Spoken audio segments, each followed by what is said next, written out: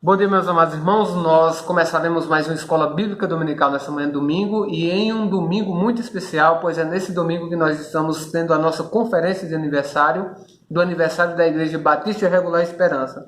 Nesse fim de semana, nós estamos tendo a conferência com o pastor Jonas Macedo e nós aproveitaremos essa oportunidade para que ele participe da nossa escola bíblica dominical. Então, nessa manhã, nós ainda teremos uma aula sobre bibliologia com uma participação especial do pastor Jonas Macedo. Que Deus possa nos abençoar e que cada um possa ser edificado através dessa aula. Que o Senhor seja com cada um de vocês.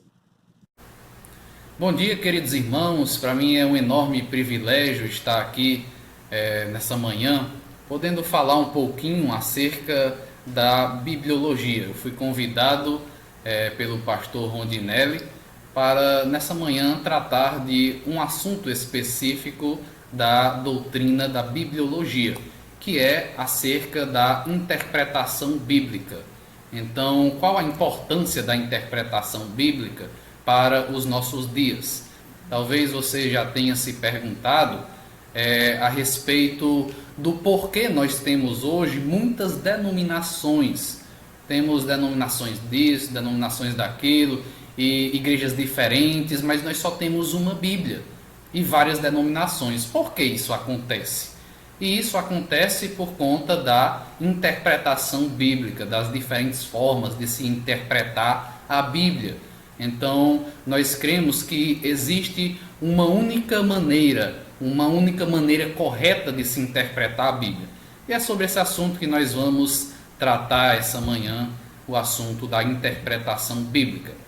Então a primeira pergunta que a gente pode fazer é por que se interpretar a Bíblia? É necessário uma interpretação das Escrituras porque nós temos alguns abismos a transpor. O distanciamento, por exemplo, causado pela natureza humana da Bíblia. Esse é um dos abismos. Nós estamos distante, por exemplo, no que diz a respeito ao abismo temporal. Nós temos um abismo temporal a ser transposto. Por exemplo, as Escrituras, elas não foram escritas na nossa época, elas foram escritas há mais de 2000 anos atrás. Então nós estamos falando, por exemplo, dos livros que Moisés escreveu, o próprio Pentateuco, foram escritos há mais de 4000 anos atrás. E então nós temos essa grande barreira a ser transposta, que é a barreira do abismo temporal. Nós precisamos analisar como era aquele tempo, as pessoas naquele tempo e trazer para a época de hoje. Nós também temos um abismo contextual. Aquela era uma época totalmente diferente da nossa época. Era a época do Oriente Médio, né? A tradição judaica. Então hoje nós não temos mais nada disso. Se a gente parar para pensar, a nossa época, num período curto de 20 anos, ela já mudou muito. Então imagina a gente partir para interpretar um texto que foi escrito há muito tempo atrás, há 4000 anos atrás. Então nós temos esse abismo aí, esse abismo contextual. Nós precisamos então transpor esse abismo. Nós também temos outro abismo, que é o abismo linguístico. A Bíblia, ela foi escrita em 3 línguas, o hebraico, o aramaico e o grego. E essas 3 línguas são chamadas hoje em dia de línguas mortas, não são línguas mais faladas de forma fluente, né? Ou de uma forma comum. Então nós temos esse abismo linguístico, a gente vai ter que aprender o grego, e o grego do Novo Testamento, da época de Cristo. O grego da época de Cristo, que é chamado de grego koiné. Hoje nós já temos um grego que é o grego moderno. Então a gente precisa entender o grego koiné, precisamos entender o aramaico daquela época, o hebraico naquela época. As linguagens das escrituras, elas mudaram muito. Por exemplo, na época de Cristo, um talento significava uma moeda da época. Hoje, se você disser que uma pessoa tem um talento, você está falando de um dom específico. O talento, por exemplo, de jogar bola ou de fazer outra coisa do tipo. Então nós precisamos transpor esse abismo também, que é o abismo linguístico. E também precisamos transpor o abismo autoral. Nós não temos mais os autores bíblicos para nos explicar o que era que eles queriam falar com um determinado termo, o que era que eles queriam explicar acerca de algum assunto difícil que eles escreveram. Por exemplo, o apóstolo Paulo, Moisés.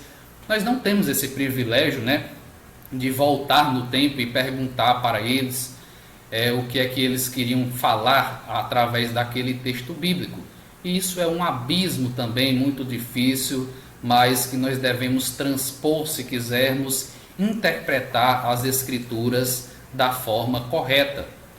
Então, prosseguindo aqui, nós temos mais dois abismos. O abismo que nós chamamos de abismo natural, ou seja, um Deus que é infinito, ele se revela para criaturas finitas que somos nós.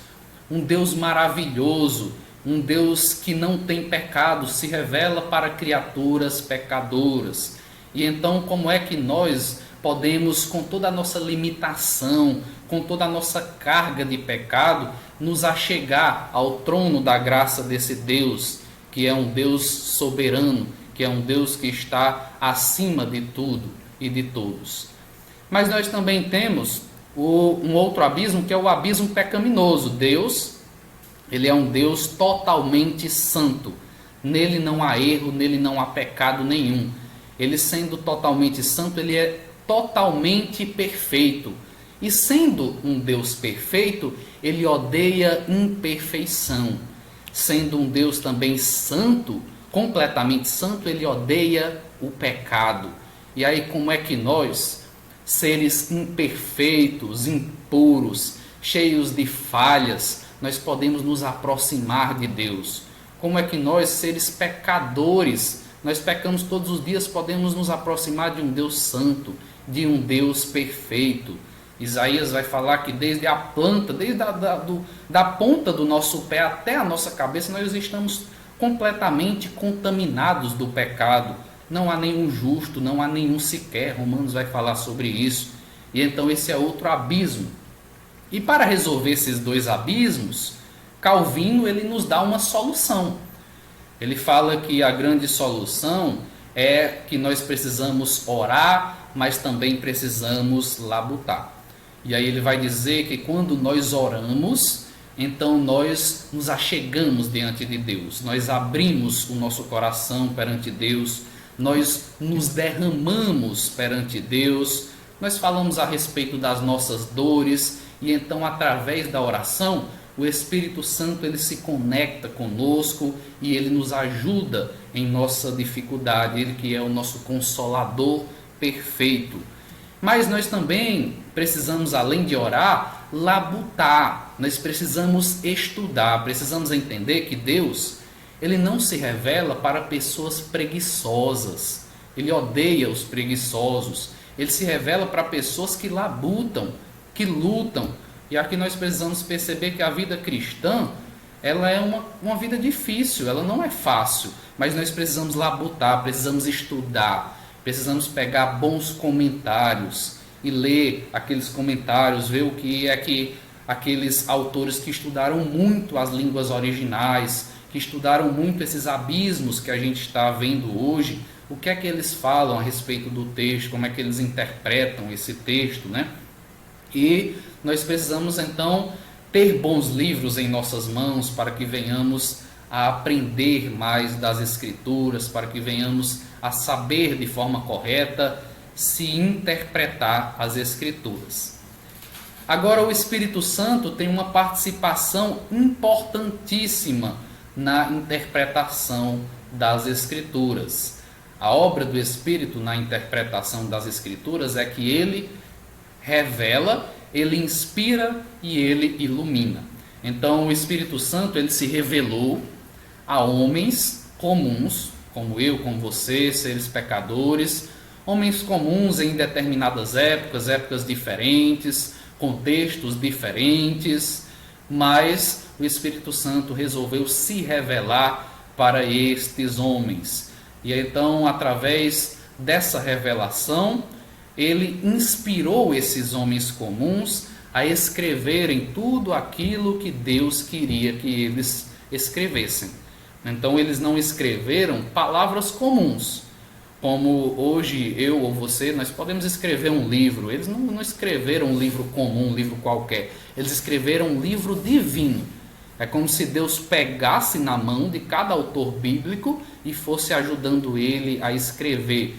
Como quando a gente está aprendendo a escrever, né? Nosso pai ou nossa mãe pega na nossa mão e ele então nos ajuda a escrever, a formar uma palavra. E foi isso que o Espírito Santo fez com cada autor bíblico. Ele inspirou cada autor e eles escreveram palavras divinas, palavras importantíssimas.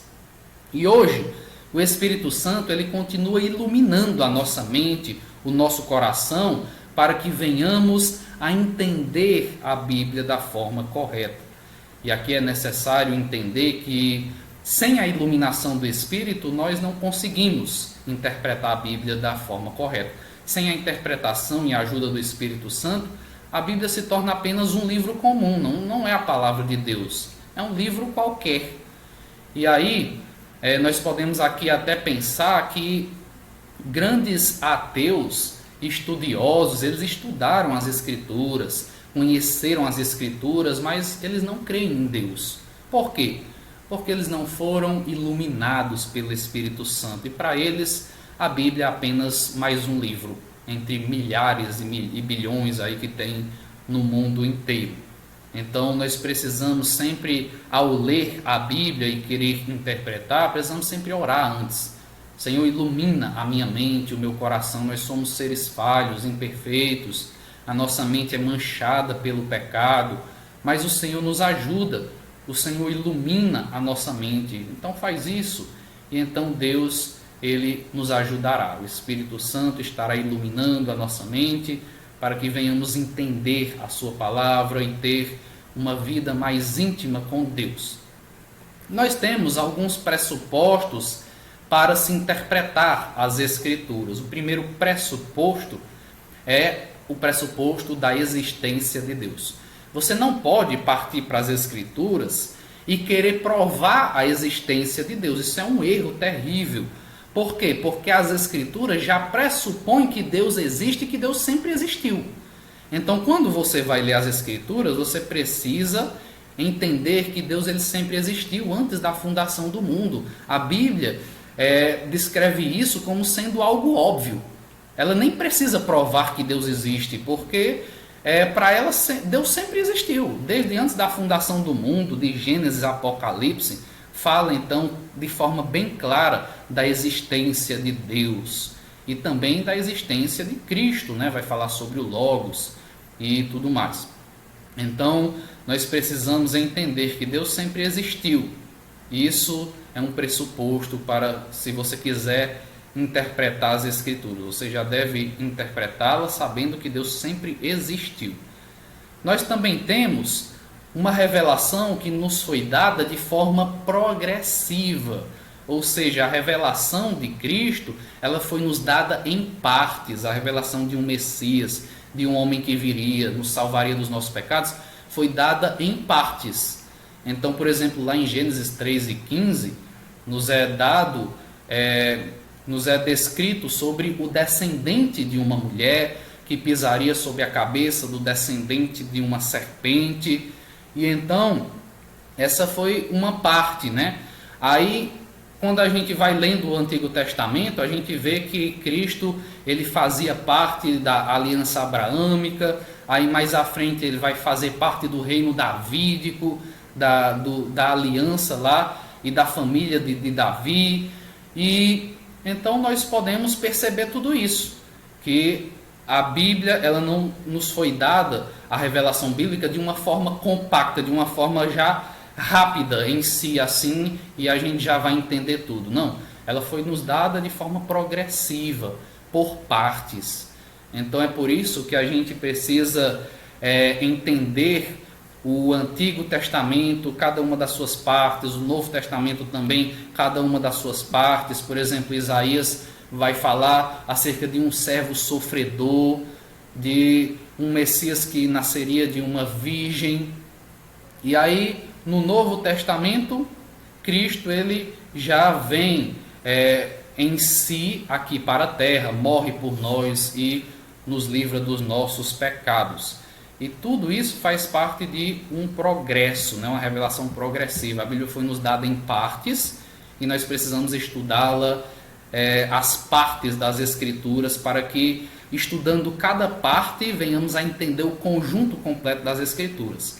Se nós formos pegar as Escrituras e tentar entender ela como só uma parte, então a gente cai aí no erro de ser muito simplista, porque a Bíblia ela tem várias partes importantes a serem estudadas, várias partes muito ricas para a gente entender o todo dessa revelação. Outro pressuposto da interpretação é a sua inspiração e autoridade. Pelo fato da Bíblia ser inspirada pelo próprio Deus, ela é um livro divino, ela é um livro que veio da boca do próprio Deus. E então, sendo um livro inspirado por Deus, ela tem completa autoridade sobre a nossa vida e sobre tudo ao nosso redor. Então, por exemplo, a gente pode aqui pensar em um tema que está muito em alta hoje em dia, que é a questão do aborto, né? O que é que eu devo acreditar acerca do aborto? Será que é correto abortar? Será que não? Então, quando a gente está em dúvida em algum assunto, a gente parte para as Escrituras. O que é que a Bíblia fala sobre abortar? Fala isso, isso e isso. Pois pronto, ela é autoridade. A gente não questiona mais nada. Ela é autoridade completa. Nós não podemos nem devemos questionar, pois os pensamentos de Deus são muito maiores do que os nossos pensamentos. Nós somos seres finitos, seres limitados pelo pecado. Já com Deus não é assim. Isaías capítulo 40 vai falar que a mente de Deus é insondável, que ninguém ensinou a sabedoria para ele, que é ele quem está assentado sobre a redondeza da terra. Então ele manda em tudo e em todos. Outro pressuposto aqui da interpretação bíblica é acerca da história da redenção. A história da redenção, ela tem um Deus por trás que guia essa história. Ele guia essa história e ele sempre esteve guiando, né? Então é a história de um Deus que sempre foi misericordioso, que sempre foi bondoso para com o seu povo, que sempre foi um Deus redentivo. E aqui a gente pode lembrar, por exemplo, de Israel. Inúmeras vezes a nação de Israel deixou de adorar o Deus verdadeiro para ser um Deus, para servir aos ídolos, né? E então Deus mandava um castigo e depois restaurava Israel. E a gente pode aqui lembrar do exílio babilônico, né, em que a nação de Israel passou tantos anos sofrendo por conta dos seus pecados, e aí eles se arrependem, aí Deus os acolhe novamente. O livro de Osés é um livro riquíssimo que fala sobre isso também. Deus vai falar: olha, Osés, você vai se casar com uma prostituta e ela vai te trair, mas mesmo assim você vai atrás dela e vai amá-la. Você não apenas vai ficar com ela, mas você vai amá-la. E aquilo ali tinha uma simbologia. Estava simbolizando o amor de Cristo pelo seu povo. Tantas vezes a nação de Israel amava a Deus, aí em um determinado momento da história ela pegava e adulterava com Deus, traía Deus e fugia. E aí Deus ia atrás, resgatava Israel, amava Israel com um amor verdadeiro. Nós temos esse grande exemplo, né? E no Novo Testamento, nós temos um Deus que veio aqui à Terra, que sofreu por nós, que se revelou de forma completa através da cruz, do Calvário, né? Ele mesmo se entregou pelo seu povo, e então já não era mais necessário nenhum sacrifício. Cristo perdoou todos os nossos pecados. Então esse é um pressuposto da interpretação bíblica, a história da redenção. Deus está por trás da história da redenção. Outro pressuposto é que Cristo ele é o centro das Escrituras. Então ele é o centro das Escrituras no Antigo Testamento e no Novo Testamento. Há pessoas que pensam que Cristo é o centro das Escrituras só no Novo Testamento, mas não. Desde o Antigo Testamento nós temos simbologias, ou seja, placas que afirmavam que um Messias iria vir, que iria livrar o povo dos seus pecados. E então no Novo Testamento nós temos então esse cumprimento, né? No Antigo Testamento é o período das promessas, em que é prometido a vinda de um Messias. E aí no Novo Testamento essas promessas são cumpridas. Então Cristo ele é o centro das Escrituras. No Antigo Testamento, por exemplo, quando um sumo sacerdote ele entrava uma vez no Santo dos Santos, né, e ele levava em seu colete as 12 pedras em seu colete, que simbolizava as 12 tribos de Israel, e antes dele entrar no Santo dos Santos, ele melava ali, sujava de sangue aquelas pedras, e ele estava dizendo: olha, nós merecemos a morte, mas já veio alguém e morreu por nós, já veio um cordeiro, que é Cristo, e morreu por nós, e nos purificou de todo pecado. E ali, Cristo ainda não tinha vindo, mas era uma simbologia, era uma placa, avisando que o Messias viria, e que o Messias então livraria a nação de Israel de todos os seus pecados, livraria nós que somos a igreja, né, dos seus pecados, livraria todos aqueles que creem em Cristo como seu único Senhor e Salvador de todos os seus pecados. E aqui em nosso último slide nós temos algumas regras básicas de interpretação bíblica. A mensagem central da Bíblia é a revelação de Deus em Cristo Jesus, que nós já explicamos isso acerca da história da redenção. A Bíblia em si, ela é a sua melhor intérprete. Como é isso? A Bíblia em si, por exemplo, você abre ela e vai analisar um texto e você vê que é um texto muito difícil. E então, qual a melhor coisa a se fazer? Você vai procurar outros textos que deixem aquele texto que você está analisando mais fácil, outros textos das Escrituras. Às vezes um texto muito difícil, ele está citando outro texto. E aí você volta para o outro texto e então interpreta ali as Escrituras. Então a Bíblia é a sua melhor intérprete. O Antigo Testamento é interpretado pelo Novo Testamento. E aqui é o que nós já falamos também, que no Antigo Testamento era o período das promessas, né? Estava sendo prometido ali a vinda do Messias. E aí no Novo Testamento nós temos o período do cumprimento. O Messias vem, morre por nós, ele é levado aos céus. E então nesse sentido é que o Antigo Testamento é interpretado pelo Novo. Nesse sentido, que o Antigo Testamento eram as promessas e o Novo Testamento é o tempo do cumprimento dessas promessas do Antigo Testamento. Outra regra básica, né, para a interpretação bíblica é que o texto quer dizer o que o seu autor quis dizer. Então, o que importa é o que o autor quis dizer naquele texto. E aí é por isso que a gente tem que transpor o abismo cultural, o abismo do contexto. A gente tem que analisar tudo isso, tem que analisar a literatura da passagem. Por quê? Porque o que importa aqui é o que realmente o autor quis dizer, e não o que nós pensamos. Eu acho que esse texto é assim. Não, não é assim que se interpreta as Escrituras, não é o que você acha. É o que o autor quis dizer naquela época. Aí a gente analisa o contexto ali, histórico, literal, geográfico, e vê o que é que o autor queria dizer naquela época. Aí ele queria dizer isso. Aí a gente arrasta para a nossa cultura e aplica isso à nossa cultura. Outra regra básica para se interpretar as Escrituras é que o sentido natural deve ser preferido ao figurado. O sentido literal deve ser preferido ao figurado. Ou seja, as Escrituras ela deve ser interpretada, em sua grande maioria, de forma literal. Porém, nós cremos que tem textos que têm o sentido figurado. Por exemplo, quando fala que Jesus ele é a porta, eu sou a porta. Não é que ele é uma porta literal, mas ele está ali usando uma linguagem figurada. Quando lá em Apocalipse é dito que Cristo está sentado à direita de Deus, à destra de Deus. Como é que Cristo está sentado à direita de Deus, se Deus é Espírito? Então isso é um sentido figurado, quer dizer que Deus ele já reina sobre todo o mundo, ele já está reinando sobre todas as nações, e um dia ele reinará de forma completa. Então essas são as regras básicas para se interpretar as Escrituras. Então eu espero que o Senhor Jesus Cristo possa estar iluminando a sua mente e que um dia você homem ou mulher, que você seja um grande ou uma grande intérprete das Escrituras. Que Deus abençoe a vida de todos vocês e que a graça de Deus esteja com vocês.